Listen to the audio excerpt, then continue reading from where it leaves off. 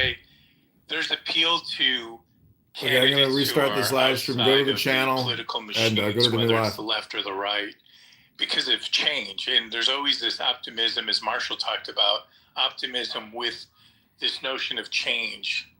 And, you know, perhaps you look at historically, most recently, you know, it created Barack Obama was fairly unknown. And before him, Bill Clinton wasn't really taken seriously, but they kind of came across with the sense of optimism that their change could deliver a better day for Americans. So I think with that appeal, it seems to me like that was a factor in New York. But again, I'm not a New York voter resident, so I'm just giving you my out of the market perspective and just kind of my own personal view.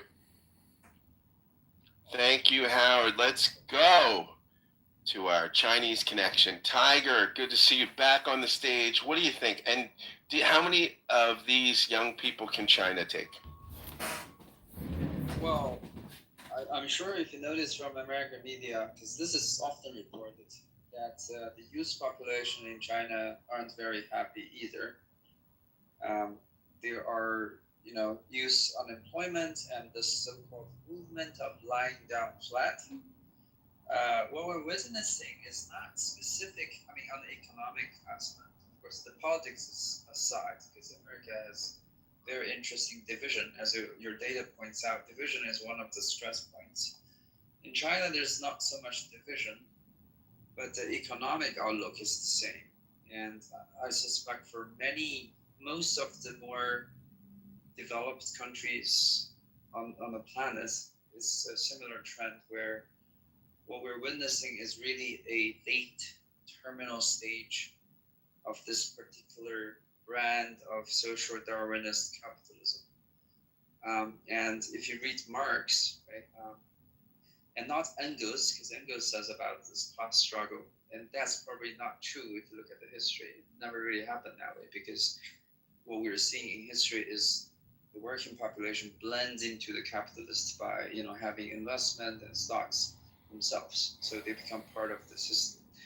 But the one thing that Marx said is that your social relations in a capitalist system is really dependent on the advancement of technology, and we cannot roll back the clock and put the technology back in the genie bottle, because automation is going to be increasingly dominant when it comes to human productivity, and the entire society is just going to need less and less human labor, adding to which the people in power who's already in the positions of power today are dug in their position, and before their retirement they have no reason to let the younger population replace themselves.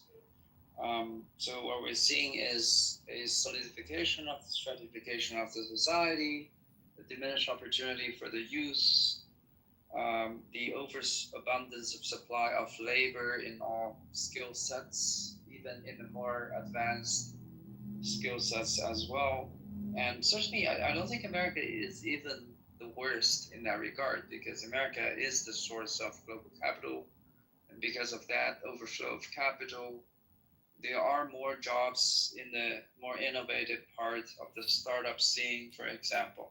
Though what we're seeing is, of course, the larger players, due to their scale, will continue to dominate and increasingly dominate over the smaller companies, even in that realm as well.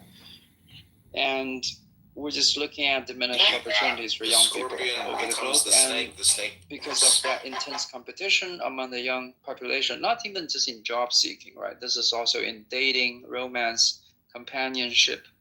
Because of this overabundance and over competition of the labor force, the effort you have to make to earn a respectable living, to be comfortable enough to be dating someone, for example, and paying for dinner if you're old-fashioned, that's just going to be increasingly difficult for the young people. And they have to spend more and more energy to go through school and interviews and job performance reviews to even sustain their not so great livelihood. And a lot of people just check out because. Tiger, I don't mean to interrupt you. I'm curious though. What does it cost if you want to take someone on a date for dinner in China in American dollars? Like if you translate, if you convert it yen to dollar, what would that cost? I'll be back in 3 minutes. Yeah, I'll be back in 3 minutes. Are you serious? Do you really need to come back in 3 minutes? I guess he does. I guess he's going to come back in 3 minutes. I guess so. Maybe he got some feedback on his initial comments. He's got an answer for them. Okay, yeah, because I'm really curious. Dating. I mean, I'm unpartnered. It's about $20, like if you're to convert it. Oh my go to gosh! a really good place. And I would love to date in China. I'm dating in the wrong country. Oh my goodness, this is incredibly helpful. I did not mean to shut Tiger down. I was just really curious, but we'll come back to Tiger. About the third of the cost of Bubby's brunch. Thank you, Victoria. All right, let's go to Steve, followed by Linda. Steve, my main man from West Virginia, Country Road, take me home. Speak some truth into this question, Steve. Why do 2/3 of the people want to leave the country? What do you think of this, Steve? And how are you doing emotionally? Well, I'm a total emotional and psychological wreck. That's normal.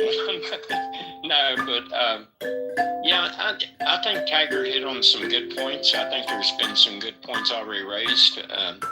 I think the stratification of income in the economy.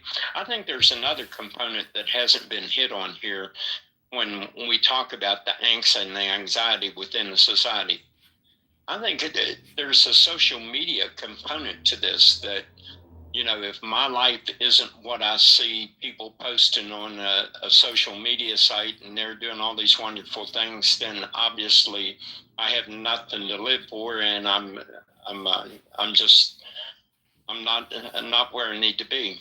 But I think there's a little bit of delusional thinking too about leaving the country, because they may perceive that they could go somewhere and hit a better quality of life. And I think globally,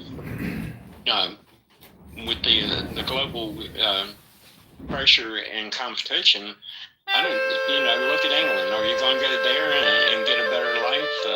France, Spain.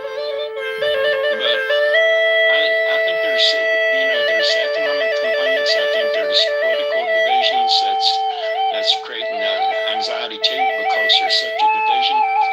But I really think is that we're seeing the fruition of economic policy and I've hit on this a lot, that started in the late 70s, early 80s, where we started offshoring. And now the things, I was telling my son the other day that when I first got out of school, I knew people in different heavy manufacturing cities. You could just take off and within a couple of days you could find a job, a decent job, one that you could decent money at. Maybe you wouldn't want to stay there your entire life, but the opportunity and the options was there.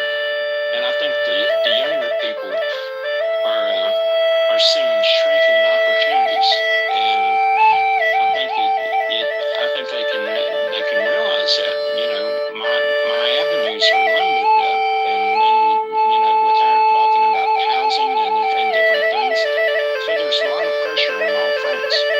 And but I don't think there's a simple solution like moving out of the country. That could be one that proverbial I'll go from the frying pan to the fire type thing.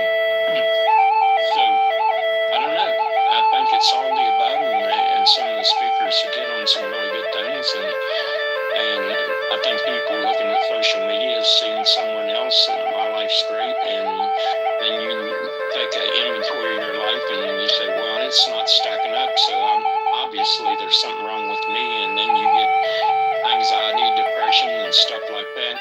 And then, another component of this, and I see it all the time, the younger people are having a very, very bad addiction issue with hardcore drugs. And I think it's a component of what we've been talking about. I think this anxiety, this depression, this hopelessness is leading our youth, a good portion of them, to basically become walking zombies. And it's very distressing. And as far as having an answer, no, I don't have an answer for this. You know, I can see the problem, but the solution, I'm not sure. I'll leave it there, Scott. Steve, always great to hear from you. I just want to ask you before I go back to Tiger, Steve, what does it cost if a guy wants to relocate? Right? I'm in Philadelphia, which is mildly expensive, not New York, too. So I do pretty well. What does it cost to take a person, let's not be generous, if you were to ask a person on a date, what's it take to take them out to dinner in West Virginia? How much, Steve? What are we talking? Dollars? Well, you know, if I was a young person, I was looking at taking a lady out and showing her a decent time, I would think at minimum $200. That's just me. $200 in West Virginia? Well, I mean, if you go to a decent restaurant, you know, if you got a restaurant, you don't want to take them to a fast food drive-through. Wow. Well, I'm just saying, you know, if you go out and do some other things, have dinner, go out and maybe go to a club or maybe go see a movie or something. I may be a little high, Scott, but $100, $200, that range, I would think. Ladies, God forbid anything happens to Steve's wife and he becomes a widower. This guy is a great date. And $200. This is a classy guy, Steve. Thank you. You are a class act, my friend. Always great to see you, my friend. Tiger, can you before I go to Linda, can you give me the figure? People estimate $20 to take someone out on a date in China. Is that accurate? Yeah, that's pretty accurate actually, because Victoria actually lived in China, I know. So she actually even speaks the language. And obviously, if you want to move to China, please follow her, way of doing it, because you could only be happy there if you truly integrate, or at least try to integrate. But yeah, I took 8 people out for banquets of over 10 dishes in China, and it's a very decent place, and they only cost me just over $100 in US dollars terms. Tiger, I need your real estate agent. I'll be leaving the country next week. Thank you so much, my friend. Always nice to see you. Let's go to Linda. Hi, everybody. Hi, good evening. I think Steve's actually right. I live in Ohio, or half a bit away from West Virginia, and it would be $200 for a decent date. Yeah, I think that's about right. I guess I would say this. I think why do 2/3 of young people want to leave the country? I actually agree with Steve. I think seeing what other people are doing on social media, I think that creates what he's talking about, where I think they think other people are having this great and wonderful life. I noticed that I'm 39, but I just kind of observed that people like in their early 20s, like kind of they don't have enough money to like live on their own. When I got my first apartment, I live in Ohio though, so I'm going to say this is Ohio prices, but my first apartment was $555 a month. And so when I got paid, and my student loan payments were affordable at that time. So I paid my car payment, I paid my student loans, I paid my rent, paid my utilities, and I still had money left to put in my savings, and I still had money left to go out with friends, and we would go out to the bar, we'd do happy hours, we'd eat out, do like little activities and stuff, and I still had money to put away to go travel. And I noticed a lot of the younger people now, costs are so high, and I don't see their wages really going up, and they seem to just not have as much money to me because the rent's so high. The other thing I've noticed is they're more like isolated, I think. They seem to be like on their phones more, and I just noticed a lot of my young neighbors, like I said, 20, like 24, 25, 26, they don't go out much. They stay a lot to themselves in their apartment unit, whereas opposed to, like I said, years ago, 15 years ago, whatever, I would go out with my friends. So I did notice they seem to be kind of socially isolated. So I think maybe just disappointment with the state of the country, where things are at as far as inflation, costs, medical care is like through the roof. It's really expensive. And I'm not saying other countries are better. My dad's lived in Saudi Arabia. He's from what was Somalia, but it's now Somaliland. It's an independent sovereign nation of Somalia. But I have family that lives in the UK, so they tell me about how their healthcare system sucks. My husband's from Nicaragua. It's a beautiful country, and I've been there.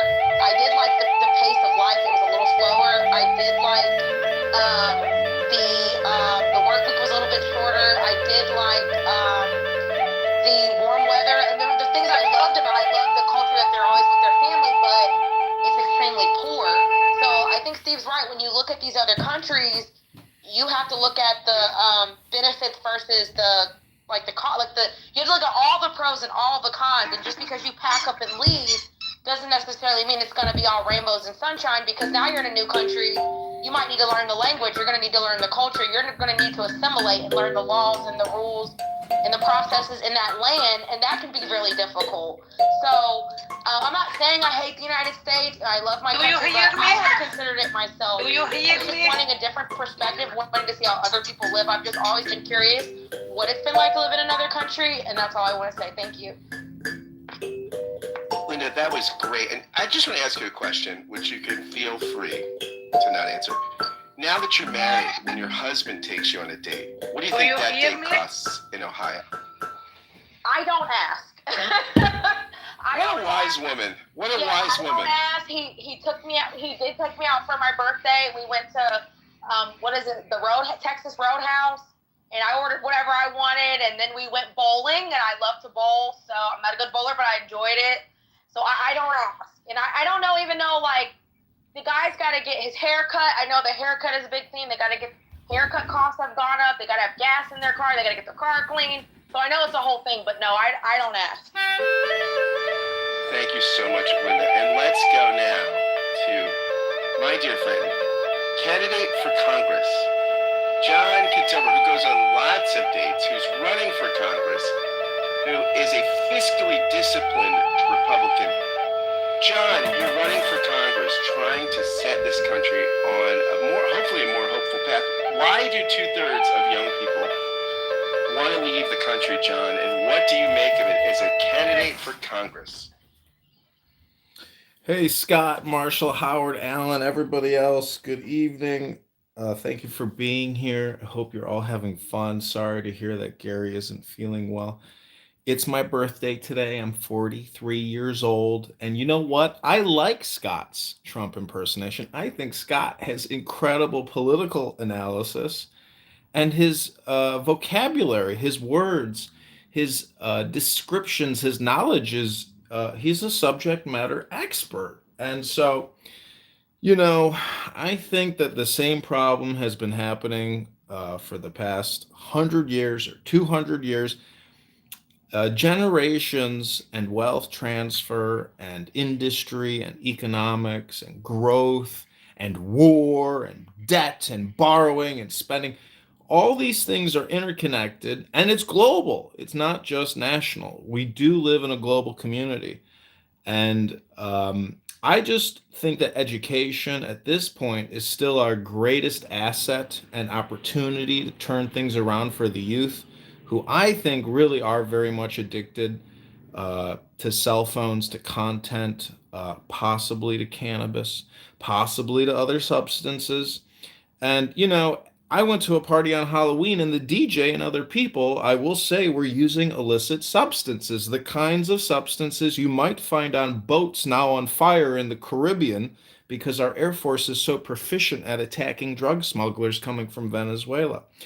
But returning to education, I was hoping I could share what the Buddha wrote in his Dhammapada on happiness, because that's what we're really talking about, is how do we increase the happiness for the common man and common woman here in America, so when you graduate college, you don't have $100,000 in student loan debt, you don't get taken by predatory credit card and high interest loan companies. So I would just like to read the wise words of the Buddha. This is about 20 little sentences here. Cut me off whenever you want, Reverend Scott, but this is written by the Buddha, who is... 30 seconds, buddy. 30 seconds with the Buddha. Truly, we dwell in happiness. Others hate, but we do not. Surrounded by those who hate, we live free from hatred. Truly, we dwell in happiness. Others are sick, but we are not. Surrounded by sick people, we live free from sickness. Truly, we dwell in happiness, free from struggles while others struggle. Surrounded by struggling people, we live free from conflict.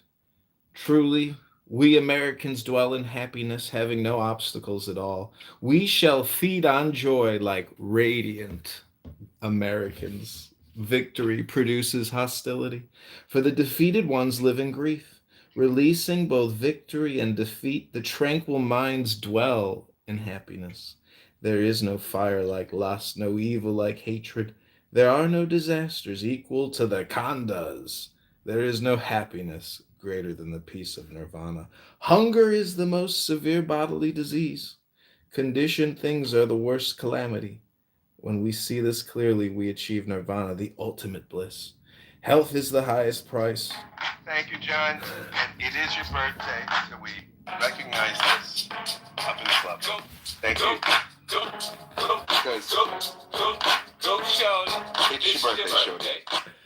And we are going to go next to, wait, I just lost my place. I'm so sorry. Mods, can you help me out because John was moved down? Yeah, you got David and David.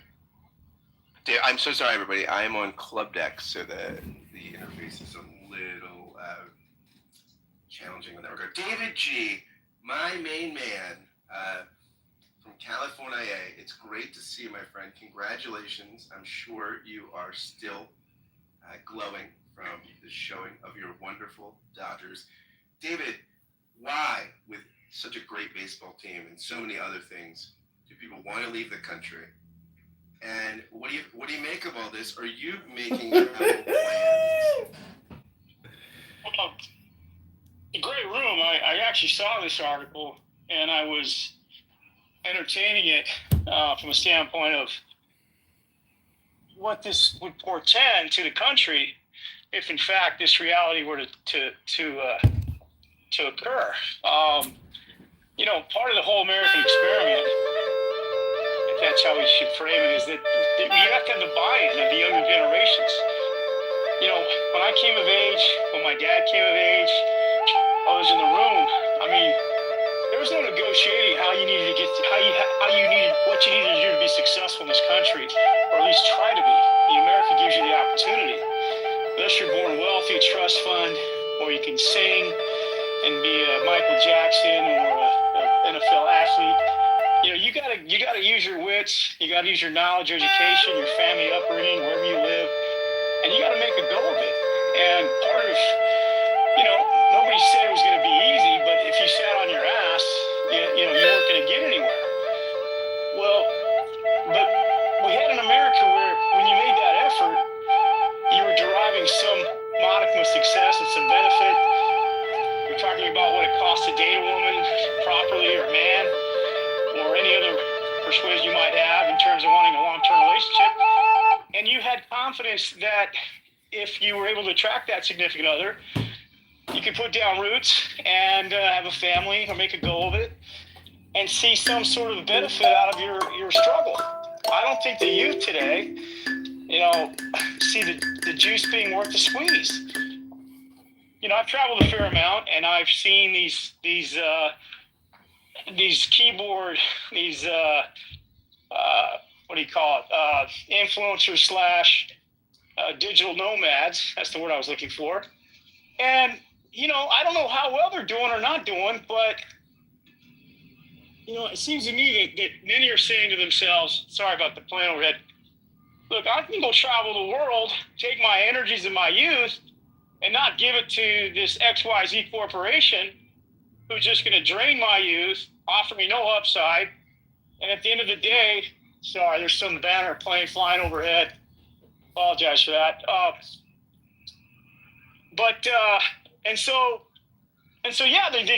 The temptation of the exotic, the temptation of beautiful beaches and being able to open my laptop and make money. That's kind of the new dream. Forget waiting 30 years to get that gold watch and ride off into the sunset. I'm going to do it right now. These have horrible implications for corporations that need to hire, rank and file workers to buy into the system. And if you can't use your money in this country, you can't make enough money in this country to buy a house where a big chunk of American wealth is created in the form of home ownership, then what am I doing? I'm giving you my youth and my time, and for what? So, I think that plays into the equation. I think there's a temptation that life in America is over. I live in Los Angeles, Scott, to go back to your comment about that, and the Dodgers did a great job with, when I first came to LA, this was the Shangri-La of America, in my opinion. It was, rents weren't through the roof. Hollywood was probably at its apex, and people came here to ply their trade or dreams or go to college here. And I've traveled over 30 countries, and I always loved coming back to this beautiful weather. But at some point between when I first got here today, a lot of things have broken down: homelessness, crime. Let me ask you, bro. Hold on, because I'm from Los Angeles too. What year did you? Guys, we don't do that. There's no interruptions, Scott. There's no interruptions, man. Sorry. Oh, okay, I thought you, Scott. Okay. We'll come to you in a second. Yeah, but but my point is that even people are now fleeing this great state because it's expensive. They can't. The corporations are leaving. We've had a lot of corporations leave California, from Toyota, tech companies, aerospace. This used to be, we were the vanguard of aerospace, and we don't have a single corporation that exists here anymore in terms of corporate headquarters. So those jobs are gone, Scott. So anyway, so unless America can somehow, and I think the Mondavi victory, with all of its, potential to be a disaster because of his youth, his positions on this and that, he at least represents a new face, new blood, an excitement about politics that I think you have to capture the youth today to buy into. Now we have these other influencers out there putting forward god-awful ideas about Nazism. This Wendy's guy, Tucker Carlson, giving him a forum. This bro culture that's attaching itself to this. I think these are bad omens going forward, unless we can somehow, provide an America that people can believe in and share in, right? So otherwise, they're not going to want to make the stroke. They're not going to want to show up to work. They're not going to want to invest in this country because they don't feel like the outcome is going to benefit them. And they're just going to age out of the game and not have the life experiences that they think they're going to try to enjoy now while they have their youth. And that's their only bargaining chip here, by the way, Scott, is the fact that they have their youth and they get to decide how they're going to spend it. And I'll end there. All right, can I ask him now that he's done? No, we'll come to you. That's not how the room works. I don't know if you're new, but we come to you, and then you can talk and we get to you, but we're not to you yet. So just hang on. We will get to you. We will get to you. Promise. Anyone before 6, we'll get to you. But you are not in the queue yet. Oh, how do I get into the queue?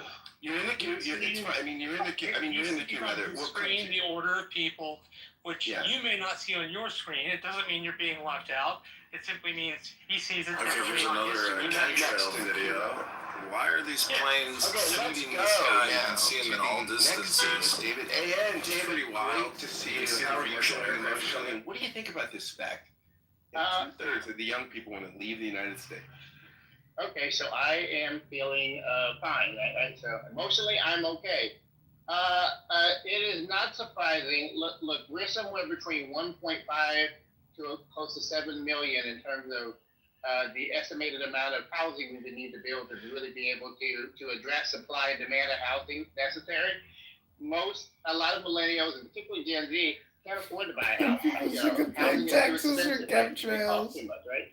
And somebody mentioned this earlier, but you take that on top of student debt, you take that on top of people having to pay car notes, you take that on top of people having to pay high cost of rent and other sort of, that increases and across here. And even if you just moved from, like, say, California, where I'm at, to another state, and there's been that experiment to see that happen, ultimately those people end up increasing the cost of living for other people, right? Who are living in those areas that they moved to, right? So there isn't, like, at least in a statewide, in the United States, there isn't like an easy escape from that. So there are all these expenses that are popping up, expenses that like boomers didn't really have, right? The boomers, and particularly those who were college educated, middle class individuals, have been reaping the benefits of things that like millennials, Gen Z, are just not going to be able to reap the benefits of, or at least don't see a real long-term future of most people being able to reap those benefits. On top of that, somebody's talking about employment, but let's think about this. On top of that, you have employers who not only, first it was the blue collar jobs that were being shipped overseas, the factory workers and, middle America, all those areas. Well, now you have the white collar jobs being shipped overseas to other different countries. You have sometimes the use of H-1B visas, right, to bring in people to the United States and almost work those people like, almost pseudo-slavery because they don't have any opportunities to move from one company to another because they need to be sponsored. But those were replacing. And now you even have AI coming in to replace entry-level jobs that a lot of people would have gotten straight out of college. Some of those jobs that would have been starting the bottom-level starting point at a company or a corporation or a business. And eventually AI is going to be coming for even more other white-collar jobs. So when you think about all of these different things that are happening, right, a confluence of things that have been happening, and really been going on, I'd say the last 20 years, right, and it continues to increase, right? You can understand why individuals would say, hey, I want to try it somewhere. Some people mention, oh, they're just spending too much time on the social media and they're seeing things. I say buy some fiddlesticks. I said every generation accuses the younger generation of being too consumed about this, too consumed about that. I think the great thing about social media, particularly YouTube and other things, is that people do get an opportunity to get a full view. It's not like the content creators out there just telling you, oh, it's just great, go to Malaysia. They are giving people ups and downs of what it's like to live there. They're really getting to see that. So what people are seeing, whether or not they should or should not move there, whether or not they like it or whatever trade-offs they get from being anywhere, I think that you have a lot of people who are dissatisfied with the state of the United States of America. It doesn't matter what your politics are, because I see millennial, Gen Z, left, right, center, wherever they are, all feeling a lot of same kind of anxieties and same kind of social economic issues and these kind of things going on. And so you can see at that point where you would have 2/3 of people literally considering maybe it's time to exit the United States, right? Maybe this system isn't it anymore, and it doesn't appear that the politicians, regardless of whether they're left or right or any other people, are really seriously trying to do anything to change and solve that situation. All they're doing is giving platitudes. Oh, you just got to work harder. You just got to do this and you got to do that. If you don't have anything nice to think or say, this is my response for him to hanging out with my mom since Monday. She's Queen Jean the Mean. And I just dropped her off at her friend's house, so I have 24-hour break from her never-ending mouth. She was made for Clubhouse. She was I was a super troll. Anyways, I'm gonna do a meditation here. Got all my phone set up to go live. We're gonna create clips. I'm gonna read a book. Try to relax. Get some wisdom soaked into my veins. Because I gotta tell you, I am so sick of listening to my mom formulate an opinion on every single thing everything she sees or hears. She's got an immediate and automated response, and she's very much like that scene with Mel Brooks where he screams "Fushta" because she has to get the last word in on everything. It's crazy, and she's not a pleasure to be around. But the way we deal with our environment is the most important thing, and I'm not dealing with it well. To tell you the truth, I'm not doing that great. My success here has been low. And it's a me problem. She says I have no patience, and I agree with that. I have no patience.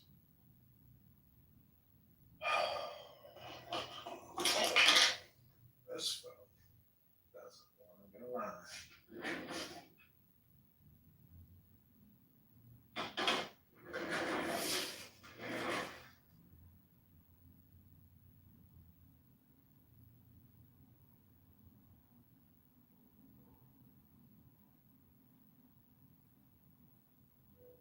freaking watch more of his freaking material and contrast it against what, like, for example, and that's why I keep using Lifetime is the most relevant example, which is one reason why they freaking picked him up. That Lifetime. Okay, it's John. Let's see if anybody shows up to this room.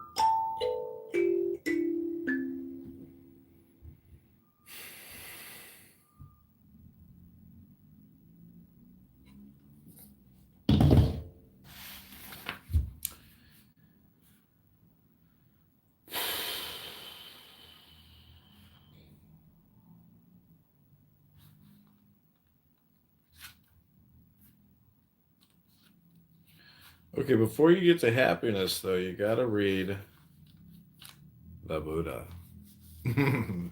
They just got straight to the happiness, but this is the Buddha. Verse number 14, the Dhammapada. The Buddha's conquest is beyond all conquests. The Buddha's development cannot be measured. In worldly terms, whose range of vision is infinite, who has no feet of clay, and what feet can anyone deign to lead the Buddha?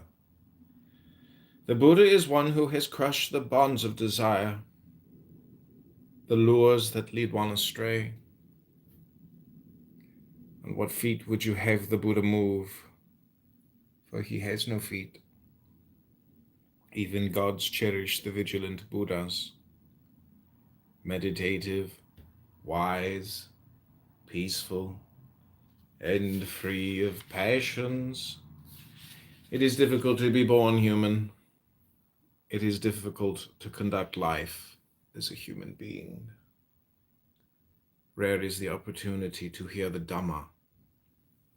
Even more rare is the appearance of a Buddha. To shun all evil, to do good, to purify one's heart.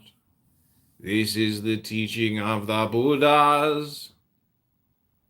Patience that is enduring is the best discipline. Nirvana say the Buddhas is the highest goal. Whoever hurts another is not a monk. Whoever insults another is not a renunciant. Right speech, harmlessness, restraint, according to the monk's discipline, moderation in food, at peace in remoteness and solitude, devotion to higher meditation. All this is the teaching of the Buddhas. A shower of gold pieces cannot satisfy craving. Sensual pleasures bring little sweetness, cause much suffering. The discipline of the Buddha finds joy in the extinction of desire. Om. Threatened with danger, many go for refuge to gardens, sacred trees, mountains and forests. But such is not safe refuge. Such is not the supreme refuge. By means of such a refuge, no one is able to free himself from all these sufferings. However, if one turns to the Buddha, the Dhamma, and the Sangha for refuge, realizes the Four Noble Truths, dukkha, dukkha's cause, the cessation of dukkha, and the Noble Eightfold Path that leads to the cessation of dukkha, Subnote, dukkha is the Pali word for pervasive unsatisfactoriness, the many kinds of suffering from the small to the great. This indeed is the safe refuge. This is the supreme refuge. Turning to this refuge, one frees oneself from all suffering. A supreme being is hard to find. He is not born in many places, but wherever he is born, the family of such a wise one prospers. Blessed is the appearance of the Buddhas. Blessed is the teaching of the Dhamma. Blessed is the unity of the order. Blessed is the disciplined life of its followers. Whosoever honors those worthy of honor, the Buddhas or their disciples, who have overcome the obstacles to development, and have rid themselves of grief and lamentation, who have attained inner peace, and have become fearless. His merit cannot be measured by anyone as this much or that much. Happiness. Truly we dwell in happiness. Others hate, but we do not. Surrounded by those who hate, we live free from hatred.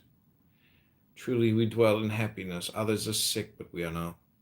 Surrounded by sick people, we live free from sickness.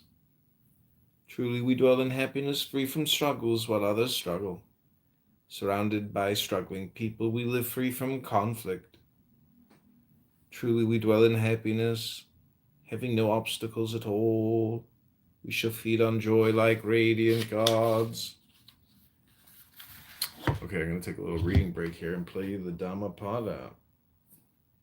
Popular understanding of Judeo-Christian doctrine, but where... So ABC was here today. How'd you know? The furnace is so quiet. Yeah, it's done. Hi. Beware of the anger of the mind. Master your thoughts. Let them serve truth.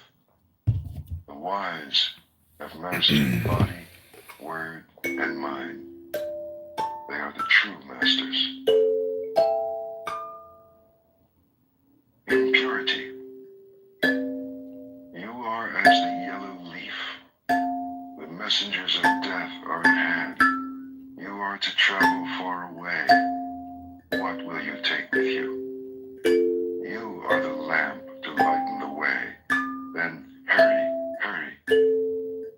When your light shines without impurity or desire, you will come into the boundless country. Your life is falling away. Death is at hand. Where will you rest on the way? What have you taken with you? You are the lamp to lighten the way. Then hurry, hurry. When your light shines purely, you will not be born, and you will not die. As a silversmith sifts dust from silver, remove your own impurities, little by little. Or, as iron is corroded by rust, I'll be back. your own mischief will consume you. Neglected, the sacred verses rust, for beauty rusts without use, and, unrepaired, the house falls into ruin, and the watch without vigilance fails. In this world and the next, there is impurity and impurity. When a woman lacks dignity, when a man lacks generosity, but the greatest impurity is ignorance. Free yourself from it. Be pure. Life is easy for the man who is without shame. Impudent as a crow, a vicious gossip, vain, meddlesome, dissolute. But life is hard for the man who quietly undertakes the way of perfection with purity, detachment, and vigor. He sees light. If you kill, lie, or steal, commit adultery, or drink, you dig up your own roots. And if you cannot master yourself, the harm you do turns against you grievously. You may give in the spirit of light, or as you please, but if you care how another man gives or how he withholds, you trouble your quietness endlessly.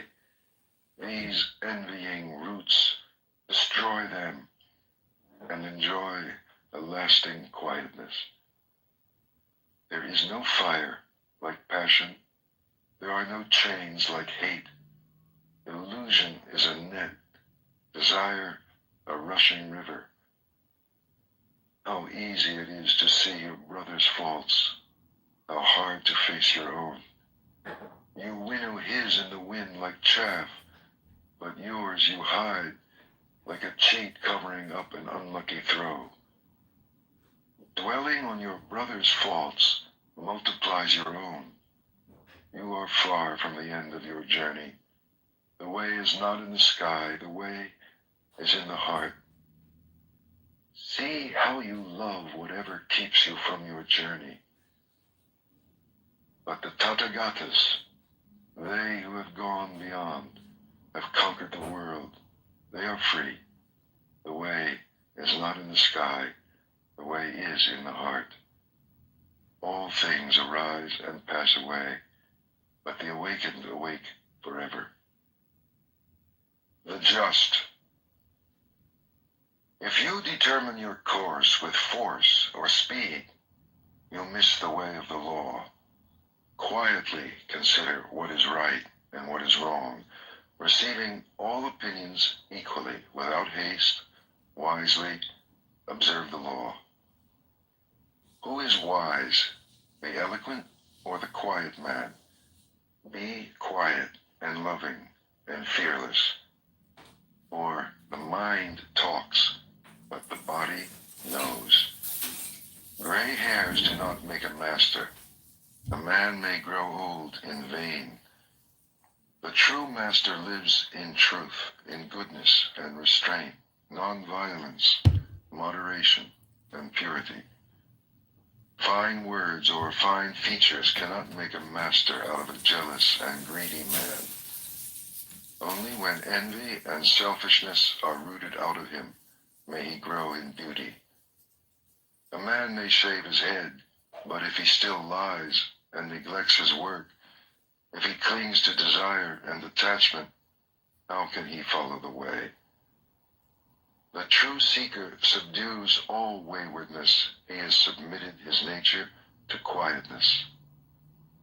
He is a true seeker, not because he begs, but because he follows the lawful way, holding back nothing, holding to nothing, beyond good and beyond evil, beyond the body and beyond the mind. Silence cannot make a master out of a fool, but he who weighs only purity in his scales, who sees the nature of the two worlds, he is a master. He harms no living thing. And yet, it is not good conduct that helps you upon the way, nor ritual, nor book learning, nor withdrawal into the self, nor deep meditation. None of these confers mastery or joy.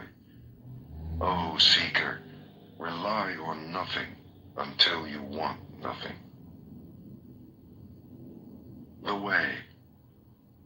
The way is eightfold.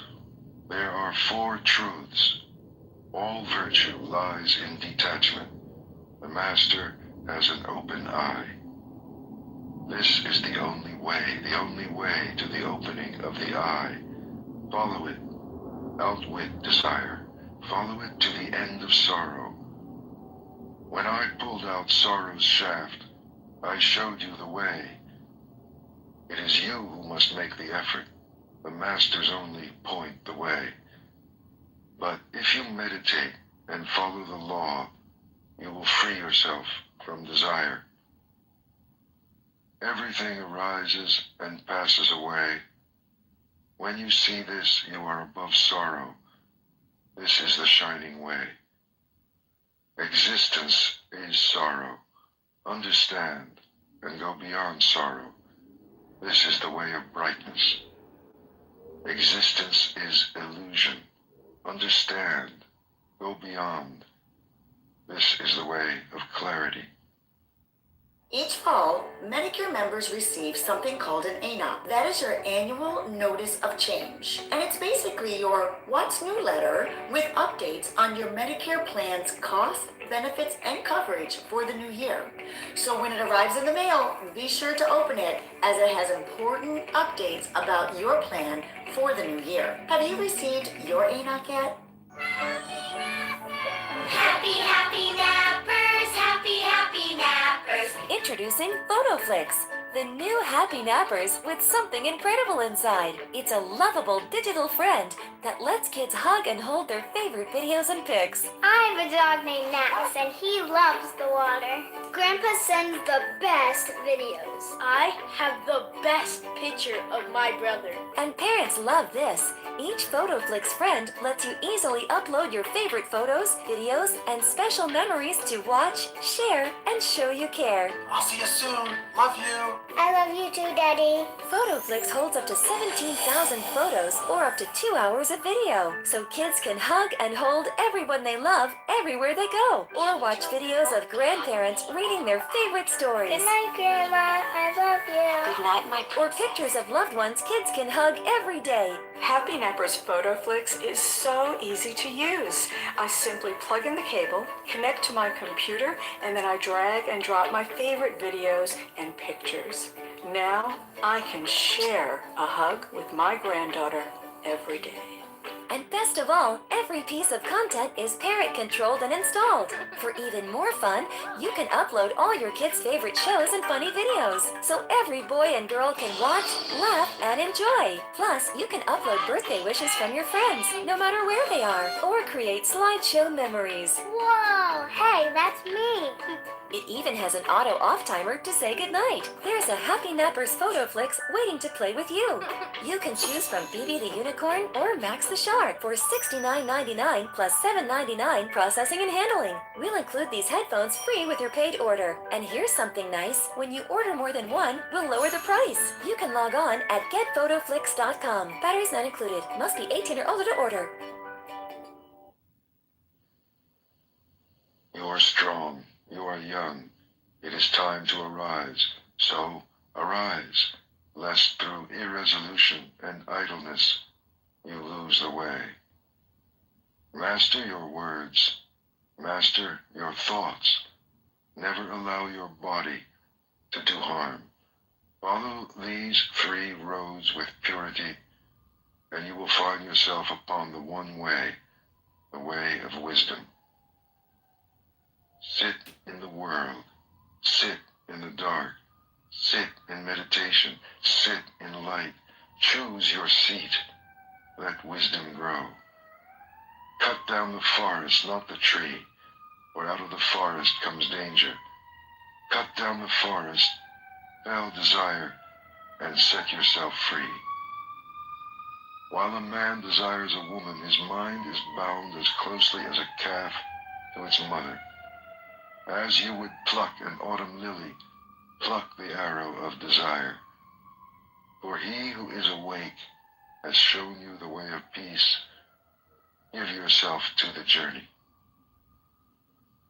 Here shall I make my dwelling in the summer and the winter and in the rainy season. So the fool makes his plans, sparing not a thought for his death. Death overtakes the man who, giddy and distracted by the world, cares only for his flocks and his children. Death fetches him away as a flood carries off a sleeping village. His family cannot save him, not his father, nor his sons. Know this. Seek wisdom and purity. Quickly clear the way. Out of the forest. There is pleasure, and there is bliss. Forgo the first to possess the second. If you are happy at the expense of another man's happiness, you are forever bound. You do not what you should. You do what you should not. You are reckless, and desire grows. But the master is wakeful. He watches his body. In all his actions, he discriminates, and he becomes pure. He is without blame, though once he may have murdered his mother and his father, 2 kings, a kingdom, and all its subjects. Though the kings were holy, and their subjects among the virtuous, yet is he blameless. The followers of the awakened awake, and day and night they watch and meditate upon their master.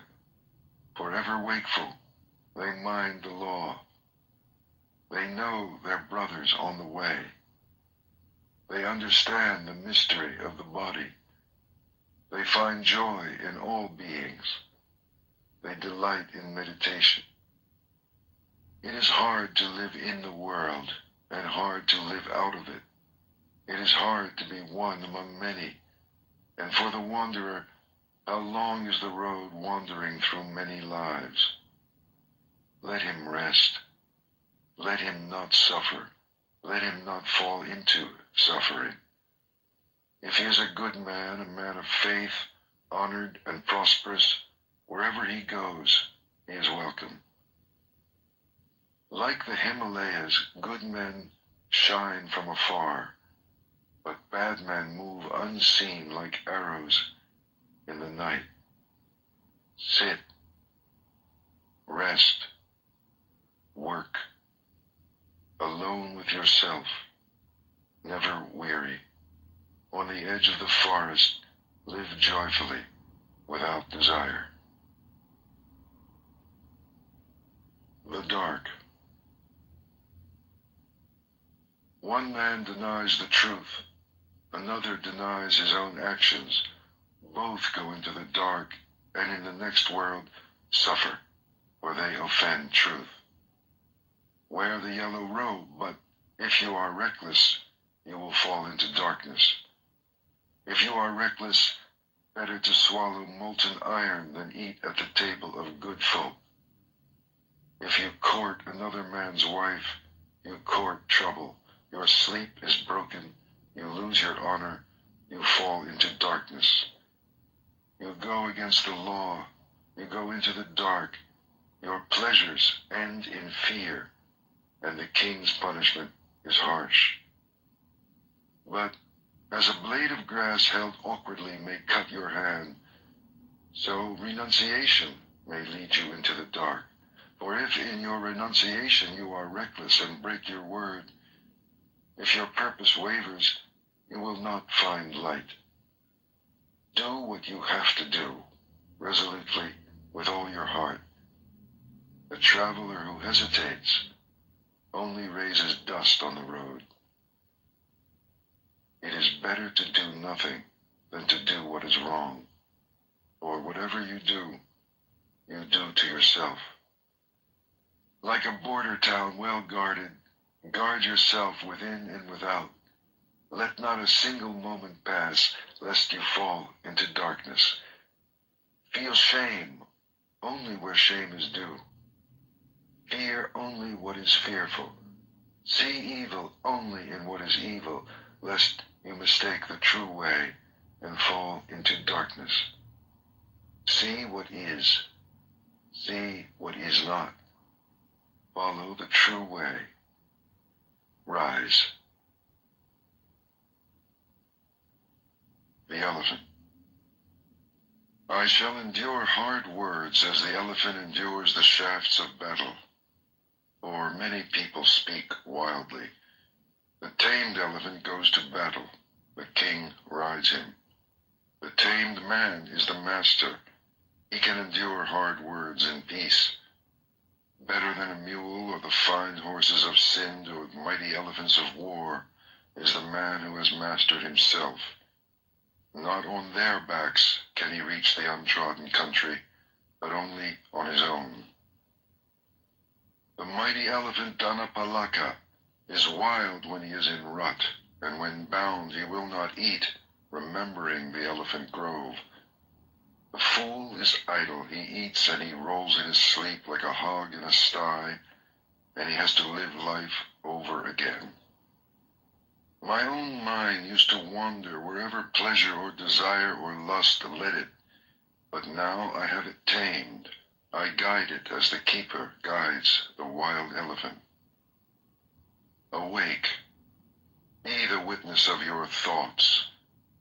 The elephant holds himself from the mud. In the same way, drag yourself out of your sloth.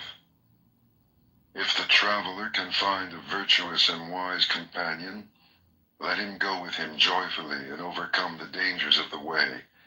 But if you cannot find friend or master to go with you, travel on alone, like a king who has given away his kingdom, like an elephant in the forest. Travel on alone, rather than with a fool for company.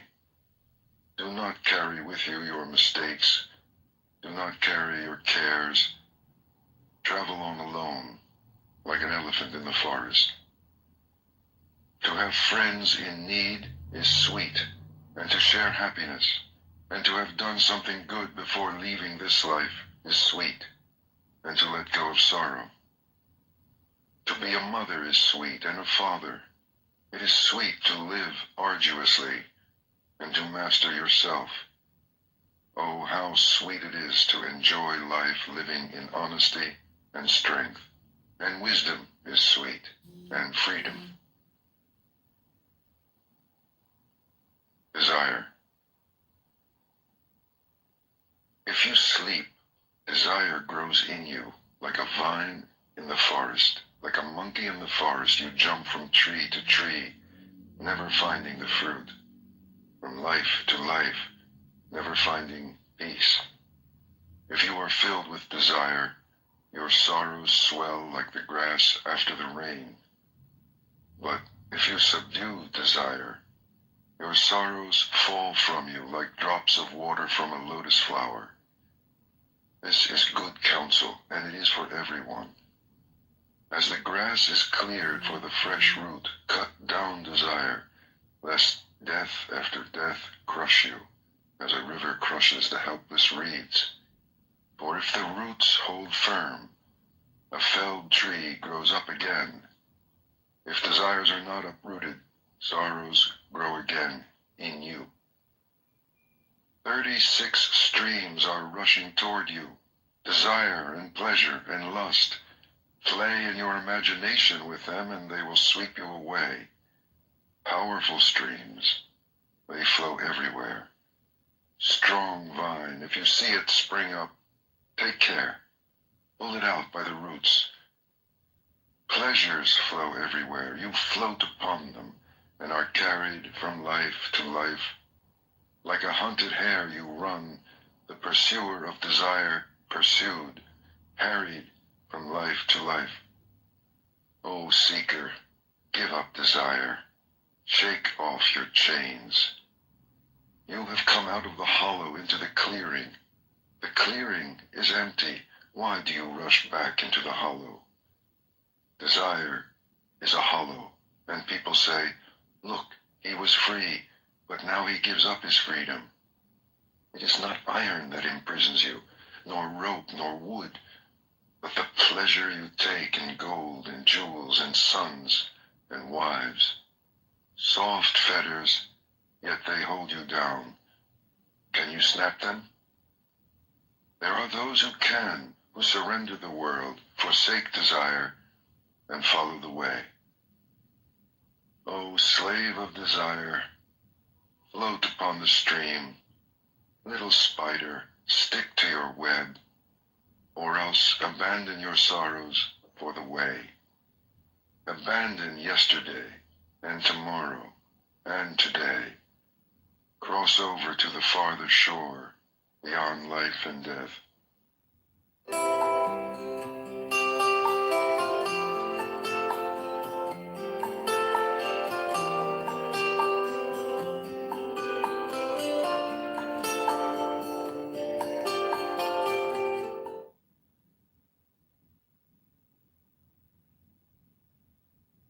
So you apply applied for a new job and you got the interview. Now you gotta nail it. Adobe Acrobat AI Assistant can act as a practice partner so you can feel confident and prepared. Just use Adobe Acrobat Pro and AI Assistant on your resume and ask it to generate potential interview questions so you can think about what you're going to say before the big day. Isn't that a cool way to practice? Start your free 7-day trial now.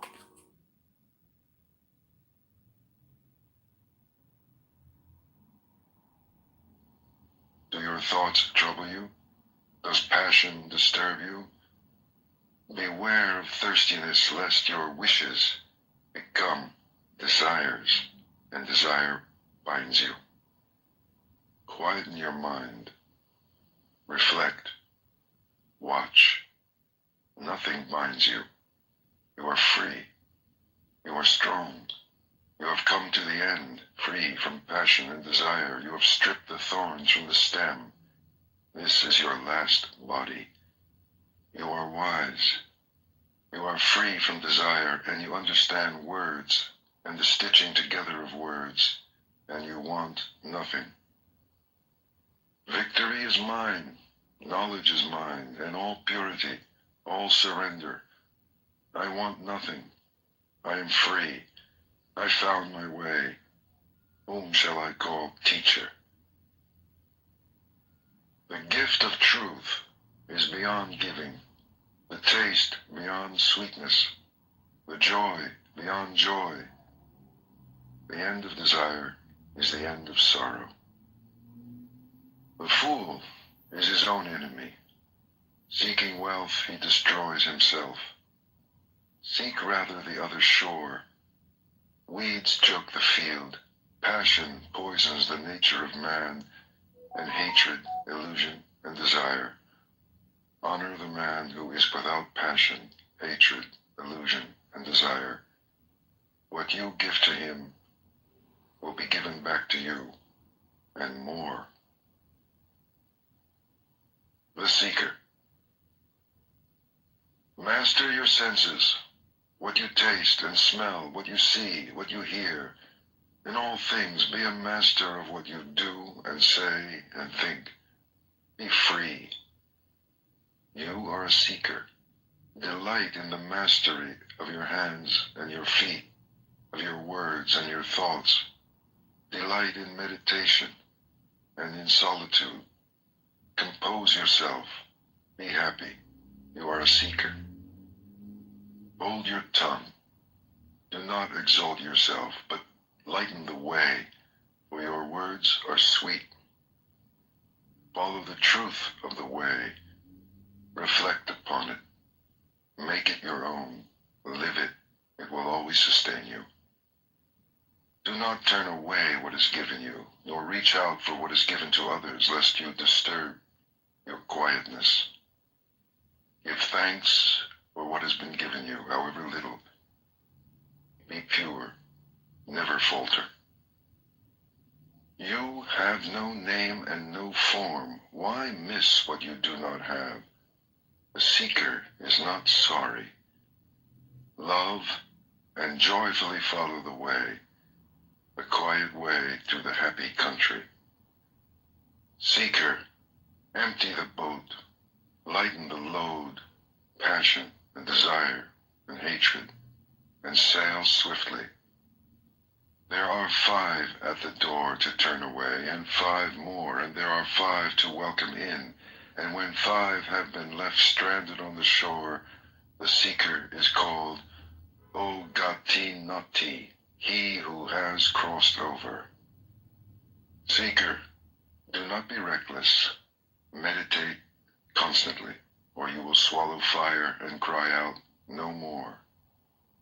If you are not wise, how can you steady the mind? If you cannot quieten yourself, what will you ever learn?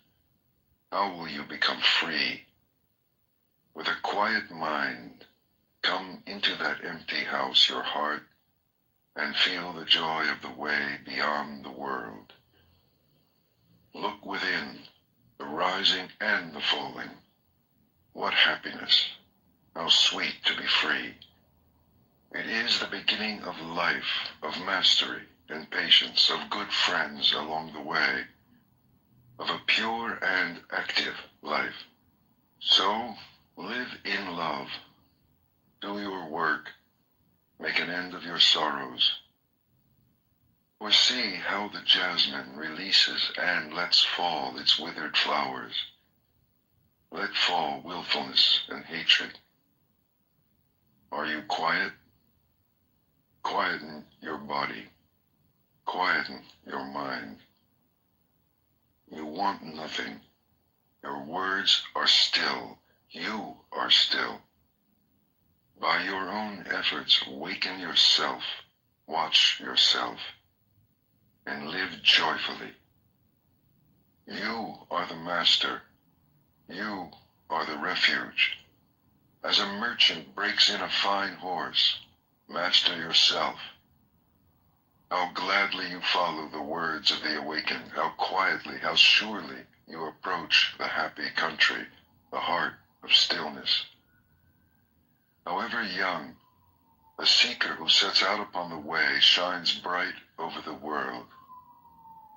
Like the moon, come out from behind the clouds, shine. The true master.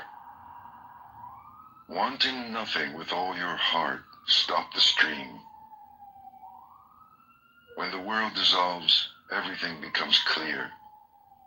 Go beyond this way or that way to the farther shore, where the world dissolves and everything becomes clear. Beyond this shore and the farther shore, beyond the beyond where there is no beginning, no end, without fear, go. Meditate. Live purely. Be quiet. Do your work with mastery. By day the sun shines and the warrior in his armor shines. By night the moon shines and the master shines in meditation. But day and night the man who is awake shines in the radiance of the spirit. The master gives up mischief. He is serene. He leaves everything behind him. He does not take offense and he does not give it. He never returns evil for evil. Alas for the man who raises his hand against another, and even more for him who returns the blow. Resist the pleasures of life and the desire to hurt till sorrows vanish. Never offend by what you think or say or do. Honor the man who is awake and shows you the way. Honor the fire of his sacrifice. Matted hair or family or caste do not make a master, but the truth and goodness with which he is blessed. Your hair is tangled and you sit on a deerskin. What folly when inside you are ragged with lust. The master's clothes are in tatters. His veins stand out. He is wasting away. Alone in the forest, he sits and meditates. A man is not born to mastery. A master is never proud. He does not talk down to others. Owning nothing, he misses nothing. He is not afraid. He does not tremble. Nothing binds him. He is infinitely free. So cut through the strap and the thong and the rope. Loosen the fastenings. Unbolt the doors of sleep and awake. The master endures insults and ill treatment without reacting, for his spirit is an army. He is never angry. He keeps his promises. He never strays. He is determined. This body is my last, he says. Like water on the leaf of a lotus flower, or a mustard seed on the point of a needle, he does not cling, for he has reached the end of sorrow and has laid down his burden. He looks deeply into things and sees their nature. He discriminates and reaches the end of the way. He does not linger with those who have a home, nor with those who stray. Wanting nothing, he travels on alone. He hurts nothing. He never kills. He moves with love among the unloving, with peace and detachment among the hungry and querulous. Like a mustard seed from the point of a needle, hatred has fallen from him, and lust, hypocrisy, and pride. He offends no one, yet he speaks the truth. His words are clear, but never harsh. Whatever is not his, he refuses, good or bad, great or small. He wants nothing from this world, and nothing from the next. He is free. Desiring nothing, doubting nothing, beyond judgment and sorrow and the pleasure of the senses, he is moved beyond time. He is pure and free. How clear he is. He is the moon. He is serene. He shines. For he has traveled life after life the muddy and treacherous road of illusion. He does not tremble or grasp or hesitate. He has found peace.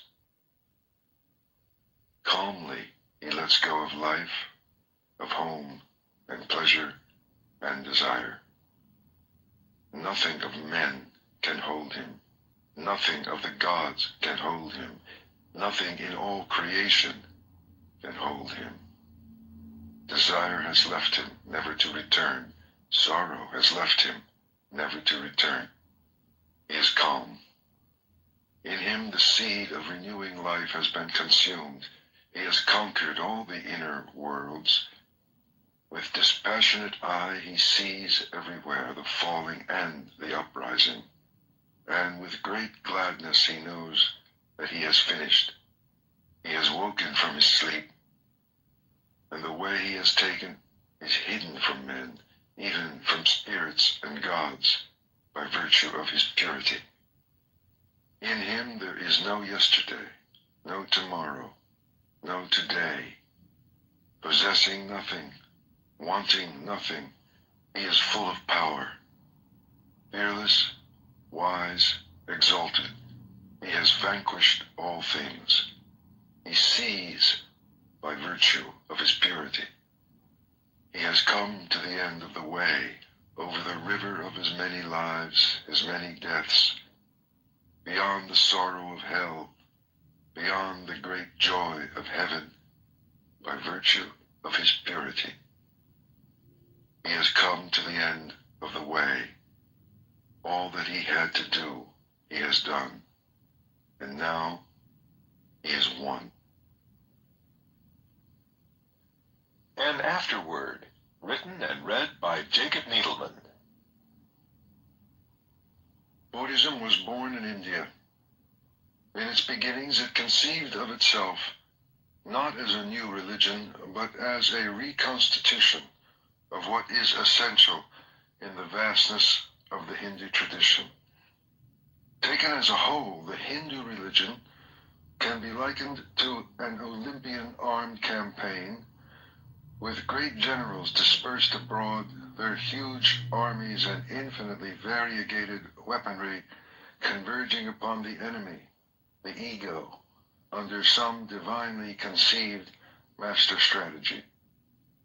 Compared to this, Buddhism appears upon the Indian scene as a direct hand-to-hand attack with no holds barred, striking instantly and mercilessly at the enemy's weakest point. By and large, Buddhism has retained this quality of one-pointed practicality, even amid the later flowering of a metaphysics and mythology which, in all of its aspects, rivals the entirety of Hinduism. Put succinctly, the Buddha, who is understood to have lived and taught in the 6th century BC, taught that the principal cause of all human suffering and desolation is the deeply ingrained belief that there is such a thing as a self or ego that persists through time and change. Everything else in Buddhism, its art, philosophy, rituals, and techniques, originated as tools for the destruction of man's illusion that he is a self. This doctrine of no self, or non-Atman, is, as it is said, the diamond which cuts through all errors and confusions of humanity. According to this teaching, everything in human nature is in flux, and a man is nothing but a serial bundle of sensations, thoughts, and feelings, one proceeding from another with nothing to hold them together either in life or death. And not only man, but all things in the universe are without self, without a fixed nature that abides from moment to moment. In the endless and rigorously determined chain of cause and effect that constitutes the universe, we human beings fail by fixing our interest or desire upon one or another phenomenal aggregate, either within ourself or external to ourself. Therein is the root of all our sorrow. What can liberate us is the deep and thorough understanding of all things, including the personality, as causally determined processes of becoming. Consciousness, meaning the totality of thought, feeling, perception, sensation, pleasure, and pain, is not a being, but a passion, not an activity, but only a sequence of reactions in which we, who have no power to be either as or when we will, are fatally involved. Individuality is motivated by and perpetuated by wanting, and the cause of all wanting is ignorance. For we ignore that the objects of our desire can never be possessed in any real sense of the word, ignore that even when we have got what we want, we still want to keep it, and are still in the state of desire. The ignorance meant is of things as they really are, and the consequent attribution of substantiality to what is merely phenomenal, the seeing of self in what is not self. At first glance, this doctrine of no self seems in direct opposition to the Hindu view.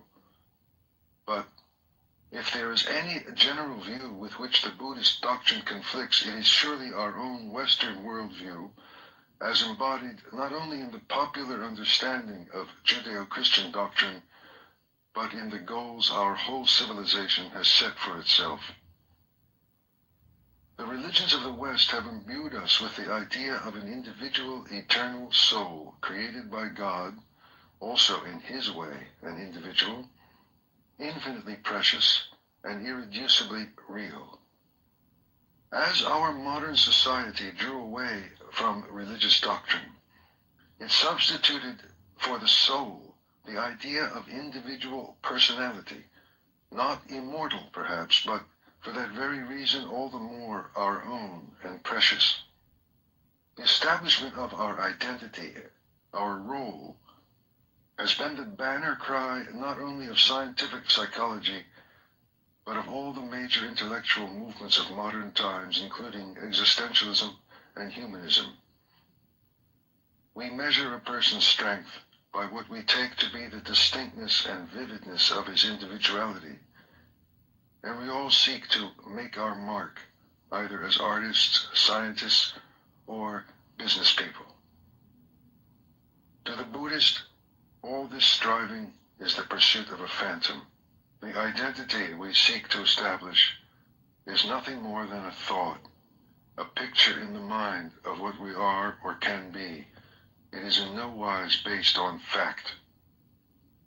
Our sense of persistence and sameness through change is a trick played upon us by the automatic functions of memory and buttressed by the fact that we are given a name and treated by others as though we were a self.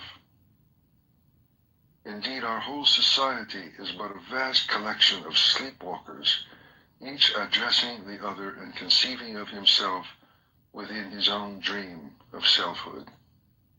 All our ideas of morality and obligation, blame and praise are based on this dream and serve only to strengthen the illusion of its reality. Putting the Buddhist doctrine of no self in the above way, its congruence with Hindu thought becomes clearer.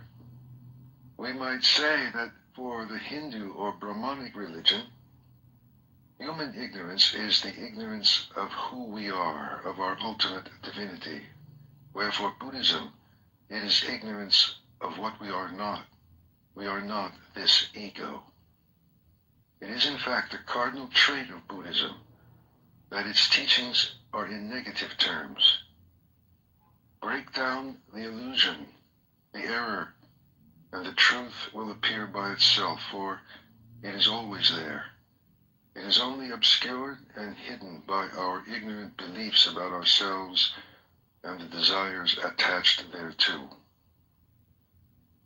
Of all the great religious teachers of the world, none has incarnated and lived the idea that ultimate reality is beyond the grasp of the ordinary mind with more purity and concentration than the Buddha. This in part explains why the Buddha's discourses say nothing about the existence of a supreme being, for example, or about immortality. Such questions tend not to edification, since they are put by the deluded mind, which is quite content to speculate endlessly about these matters while clinging to the very beliefs which perpetuate its suffering. Its strategy of negation has misled many Westerners into thinking Buddhism is pessimistic and anti-life. Some have even thought of nirvana, the ultimate goal of Buddhist discipline, as a sort of spiritual suicide. Nothing could be further from the truth, and in fact there is no religion which has a higher estimation of human possibility. It is only that it is not spoken of directly and positively. The exalted level of nirvana can be seen indirectly by attending to everything which the Buddhists say it is not. It is not love, consciousness, peace, freedom, happiness, or immortality in any sense that we understand. We are given no words for it because we have no experience of it. And in the absence of a corresponding experience, names merely purchase further illusions. The Gospels, we may recall, also speak of the peace that passeth understanding. We come to the conclusion that just as the great mystics and saints of our own traditions could describe the supreme reality only by negation and analogy, so the Buddhist tells us of nirvana. Since, however, nirvana also designates the whole of reality, then we see why Buddhism also refuses to admit that our ordinary thinking and language can accurately be applied to anything that is real. Thus, reality is also named the void or emptiness. A final note, especially important when we come to inquire if a genuine Buddhist way can take root on our own soil. Buddhist moral rules are never ends in themselves. It is essential to realize that ethical commandments in the Dhammapada are understood as necessary preliminaries to any greater spiritual development. What is especially valuable about the Dhammapada is that it shows us there is no real separation between true human morality and the process of inner development. The admonitions and insights in this great text resonate on all levels of our search for our authentic humanity. At one stroke, they bring inspiration to our halting everyday efforts to care for our neighbor and guidance in our efforts to look into ourselves for the radiant energy that is traditionally termed the Buddha nature. The Dhammapada presents itself as the actual sayings of Gautama Buddha and was originally compiled for the growing community of Buddhist monks. It was apparently in existence by the time of the Emperor Ashoka in 250 BC and quickly became popular with all schools of Buddhist thought and practice. It is now, no doubt, time for it to speak more universally to the whole of our morally and spiritually hungry modern world.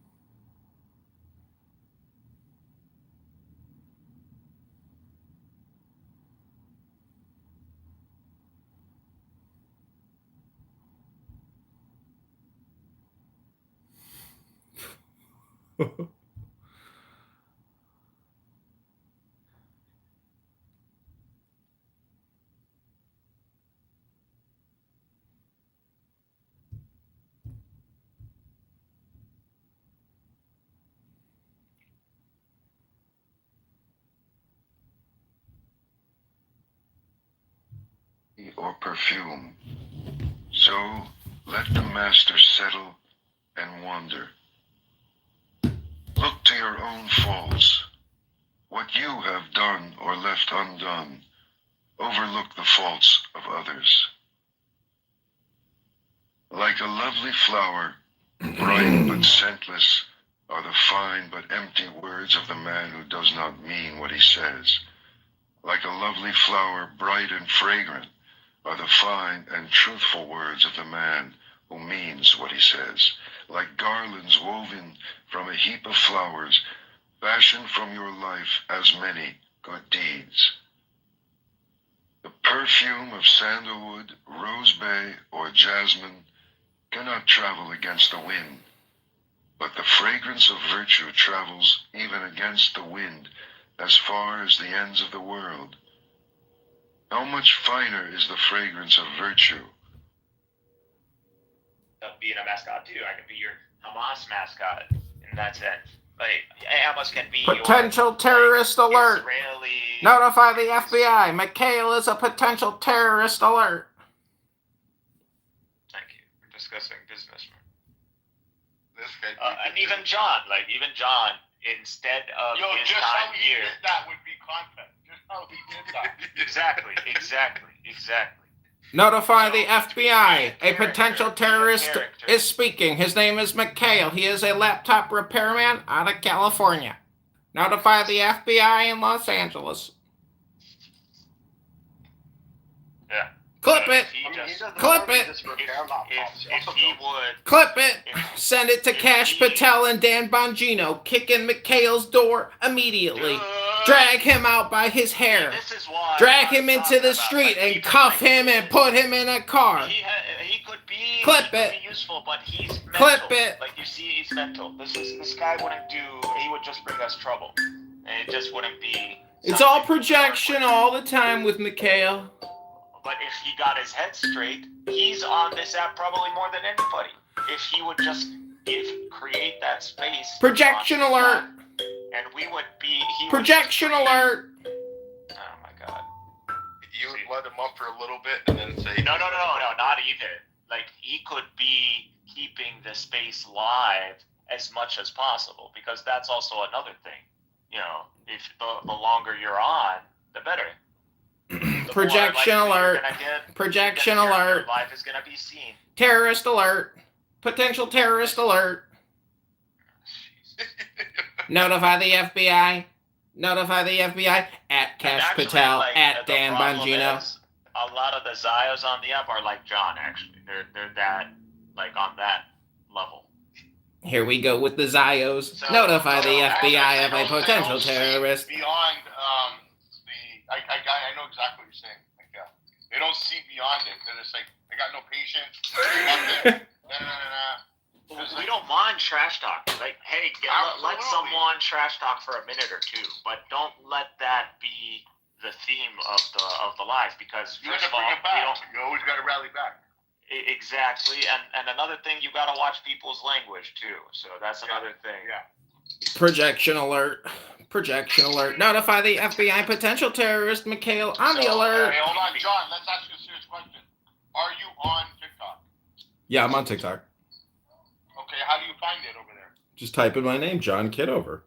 How do you find it as an individual? How do You'll you go find on TikTok and you hit the search icon button and you type in my name, you lazy fat fuck. It's John Kitover. No, you fucking retard. How do you find it? You use your fat fingers to search my name, you fat I don't need fuck. to find you moron. How do you find it as a user? As in how it gives him your feedback on TikTok. Yeah, He wants feedback. TikTok is just another app. Who cares? It's another app. It's one more thing to do. Hello? So you don't. To you, it's no different than Clubhouse. It's no different than YouTube. It is YouTube. The whole thing is Instagram or YouTube or TikTok. Do you not have any plan to actually take these platforms? At least since you're already Projection alert. Projection alert. Projection alert. Projection. You're talking to a guy with 50,000 videos with millions of views. People come up to me and they say, "I've seen you on YouTube." I go, "Really? What was I doing?" They say, "You were talking to a bunch of fucking losers, wasting all their fucking time." That's what they say to me when they meet me in the flesh. They say, "Who are those fucking losers you're talking to all the time?" He literally only has 5 followers. It's crazy how much online presence this guy has, and the low amount of followers or even viewers. Notify the FBI of a potential terrorist. I would totally work with John because I don't mind anybody who wants to work with me, but Of course you don't, because you got nobody who wants to work with you. it's a new platform. Projection. Oh, they finally kicked me. Then of sandalwood, rose bay, of the blue lotus or jasmine. The fragrance of sandalwood and rose bay does not travel far, but the fragrance of virtue rises to the heavens. Desire never crosses the path of virtuous and wakeful men. Their brightness sets them free. How sweetly the lotus grows in the litter of the wayside. Thanks, Melissa. Happy birthday to me. Follow the awakened, and from among the blind, I'm going to create a happy the birthday light party of room. your wisdom will shine out purely. The fool. How long the night to the watchman? How long the road to the weary traveler? How long the wandering of many lives to the fool who misses the way? If the traveler cannot find master or friend to go with him, let him travel on alone rather Yo, than with a fool Jacob. for company. It's my birthday. Are you in Lakeview? Oh my god, is this like an actual hot chick? It's impossible. There's no way. This is gotta be a fake profile. But Cusker, you're not that person. No way, bro. Jacob, welcome to my party room. It's my birthday. Hey, let's get a beat. Oh, you want to get a beat? No, up here. I was kidding. Remember you used to troll my ass? Melissa Siciliano wants to say something. Welcome, Melissa. Hi, John. How are you? I am good. How are you? What? Hi. What are you doing? Hi. I'm talking to Melissa over here. McCusker, are you going to say anything, McCusker? Welcome to my birthday party. Yesterday I listened. I'll be back. Tomorrow do your birthday? No, right now is my birthday. Yes.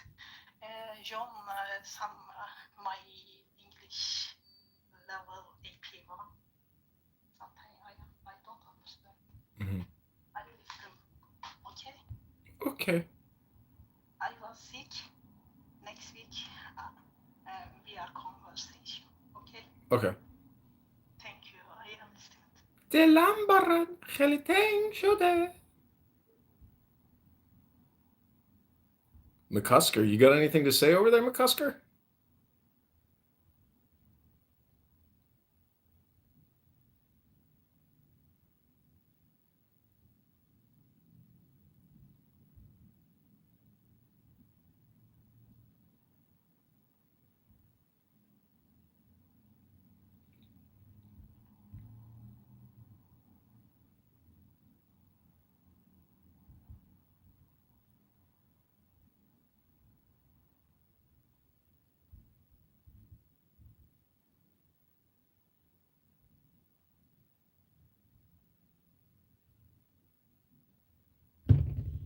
My children, my wealth.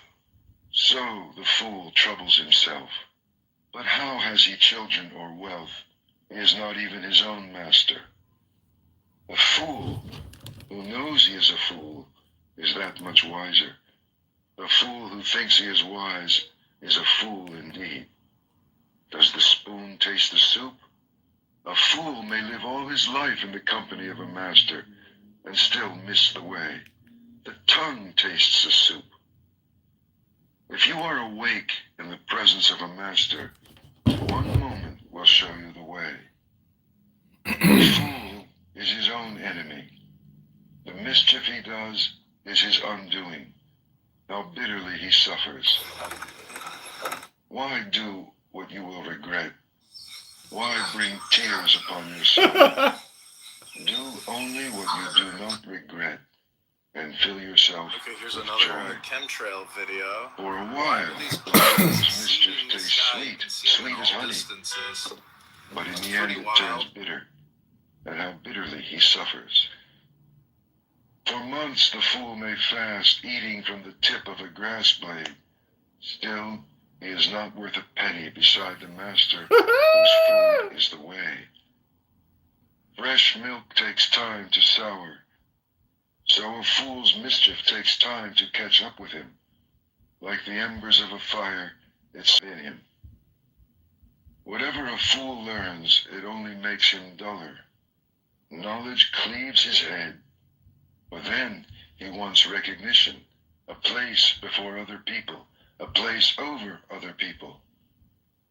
Let them know my work. Let everyone look to me for direction.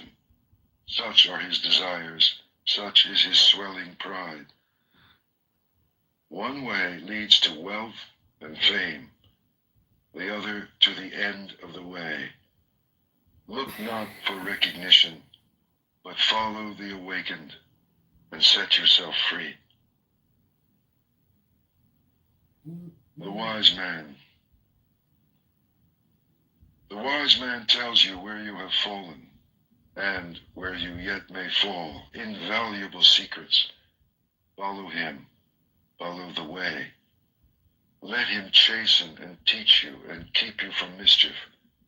The world may hate him, but good men love him. Do not look for bad company or live with men who do not care. Find friends who love the truth. Drink deeply. Live in serenity and joy. The wise man delights in the truth and follows the law of the awakened. The farmer channels water to his land, the fletcher whittles his arrows, and the carpenter turns his wood. So the wise man directs his mind. The wind cannot shake a mountain. Neither praise nor blame moves the wise man. He is clarity. Hearing the truth, he is like a lake, pure and tranquil and deep. Want nothing. Where there is desire, say nothing. Happiness or sorrow, whatever befalls you, walk on, untouched, unattached. Do not ask for family or power or wealth, either for yourself or for another. Can a wise man wish to rise unjustly? Few cross over the river. Most are stranded on this side. On the river bank, they run up and down. But the wise man following the way, crosses over beyond the reach of death. He leaves the dark way for the way of light. He leaves his home, seeking happiness on the hard road. Free from desire, free from possessions, free from the dark places of the heart, free from attachment and appetite, following the 7 lights of awakening and rejoicing greatly in his freedom. In this world, the wise man becomes himself a light, pure, shining, free. The Master. At the end of the way, the Master finds freedom from desire and sorrow, freedom without bounds.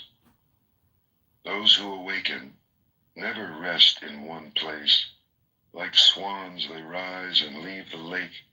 On the air they rise and fly an invisible course, gathering nothing, storing nothing. Their food is knowledge. They live upon emptiness. They have seen how to break free. Who can follow them? Only the Master. Such is his purity. Like a bird, he rises on the limitless air and flies an invisible course.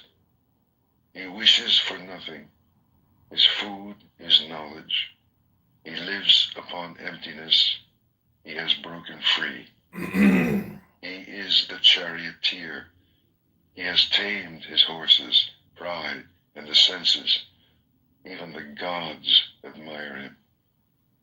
Yielding like the earth, joyous and clear like the lake, still as the stone at the door, he is free from life and death.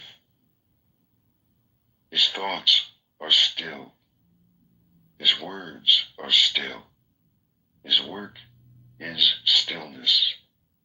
He sees his freedom and is free. The Master surrenders his beliefs. He sees beyond the end and the beginning. He cuts all ties. He gives up all his desires. He resists all temptations. And he rises. And wherever he lives, in the city or the country, in the valley or in the hills, there is great joy. Even in the empty forest, he finds joy, because he wants nothing. The thousands. Better than 1,000 hollow words is one word that brings. Okay, this is my new birthday song, drafted from the Dhammapada.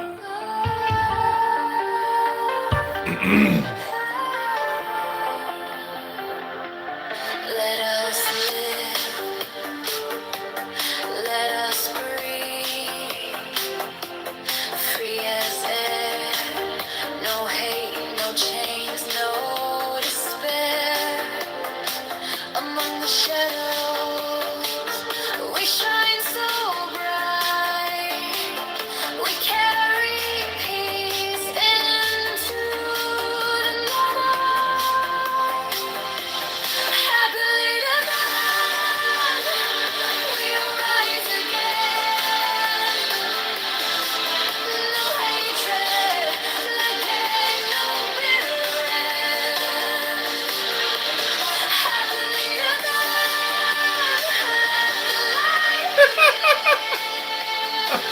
I saw my happy birthday in the chat.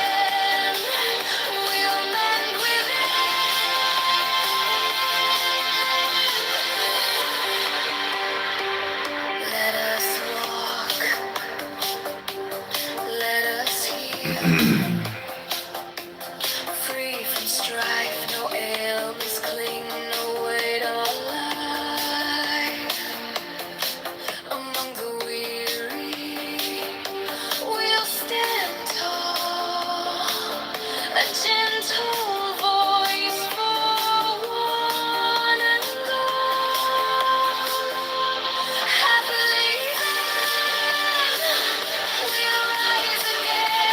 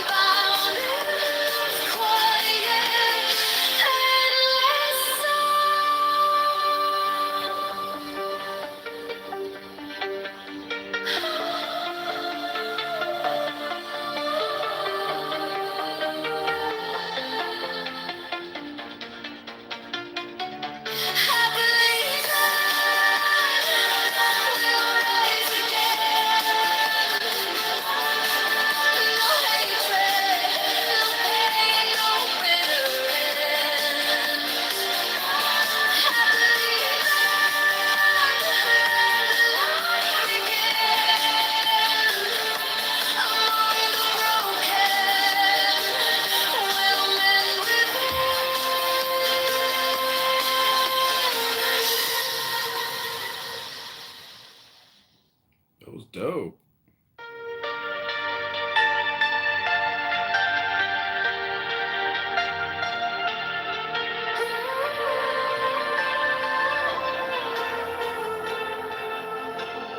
Let us live, let us breathe, free as air. No hate, no change.